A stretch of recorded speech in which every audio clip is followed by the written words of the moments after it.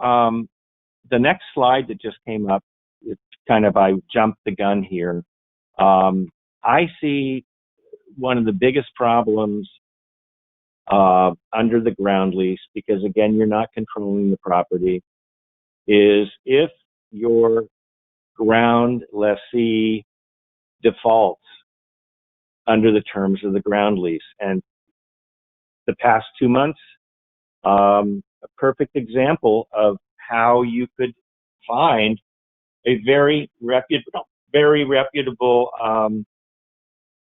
party to come in and lease your property. But then, the COVID-19 pandemic hits, and, everything's turned topsy-turvy. And how do you control your tenant from not defaulting? You really can't. So where I would have said 6 months ago, I think there are very few externalities that could create a problem for you. This is certainly one. Now, just let me posit something on this. Well-drafted ground leases from the landlord's standpoint always require that the ground lessee or your tenant's obligation to pay monthly rent is basically unconditional, okay? If there's a fire and the property burns down into your 4th year of owning the property, your ground lease should say that your ground lessee is still obligated to pay you the monthly rents under the ground lease, no matter what happens. If we hit a recession and the rents that your ground lessee is able to lease the spaces out for tumbles by 50%, your ground lease should still provide that that you get the stated rent, regardless of the conditions. You receive the rent while the property is being developed. You receive the rent while the property is being redeveloped. So it's a sort of a trade-off. You're giving your ground lessee, the tenant that you brought on to basically manage the property for 34 years, you're giving them all the rights to manage, control, and deal with the property as though it's your own. And in return, you get basically what we lawyers at Carr McClellan try to build into your ground lease, is the absolute right to receive your rents.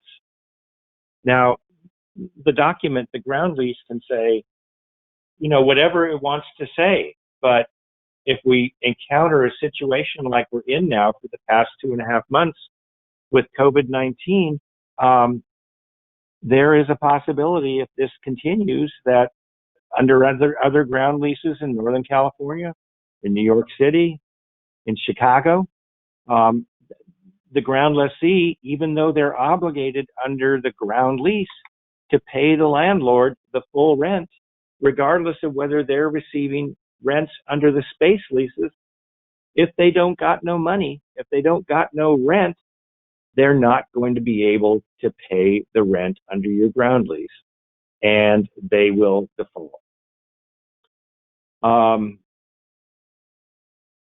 If your ground lessee defaults, it's probably more likely than not that you're going to have to go into litigation to get the lease terminated. And ground leases have similar termination rights to the office leases and the space leases that most of us are used to seeing. You can terminate the lease and then recover damages under the statutory California Civil Code sections. But this process is going to take a long period of time.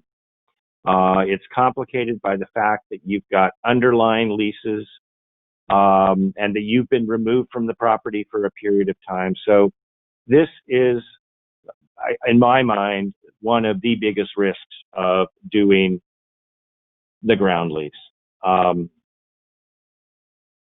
The next risk that you face as the ground lessor is having your tenant or the ground lessee default under its leasehold mortgage to its lender. To back up a little bit, it's very, very common practice for ground leases to permit. In fact, I've never seen one that does not permit, excuse me, the ground lessee to go out and pledge or encumber its leasehold interest, its leasehold estate in your property, because they've got a 34-year ground lease, which gives them effectively ownership rights.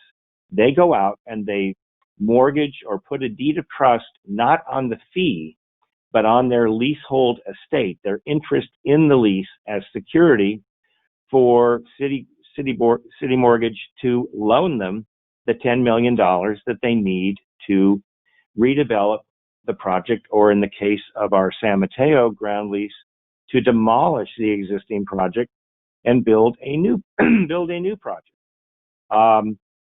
In this area, it's absolutely imperative that if you own the property, you're the ground lessor, the landlord, you need to be absolutely certain that when your tenant records a mortgage against their interest as tenant in the ground lease, that they're only encumbering their interest in the ground lease and not your fee.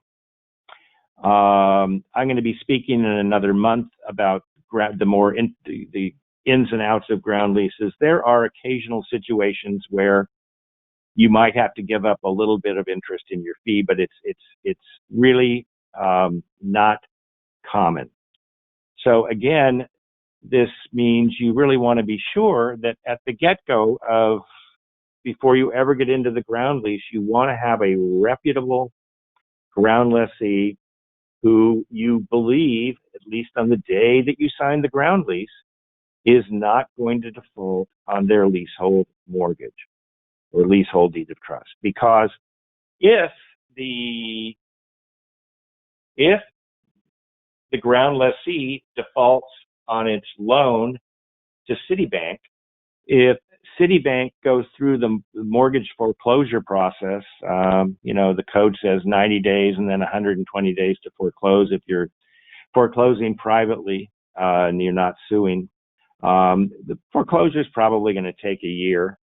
And once Citibank comes in and owns your former ground lessee's interest as tenant under the lease, Citibank can put in whatever tenant they want to then become your ground lessee to run the property for the remaining 30 years of the ground lease. So it's careful, and well-drafted ground leases have protections built in terms of debt to equity ratios, and in terms of who the lender can bring in as a ground tenant. But it's a problem that you, as the ground lessor, have to recognize going into the ground lease, because it's an absolute requirement on a practical basis that you let your ground lessee tenant mortgage their interest in the ground lease so that they can improve your property. We at Carr McClellan have done ground leases for many years. My partner, Norm Book, who I don't believe is on the call today, has done ground leases for 50 years. So we're pretty decent at trying to protect you from these various pitfalls.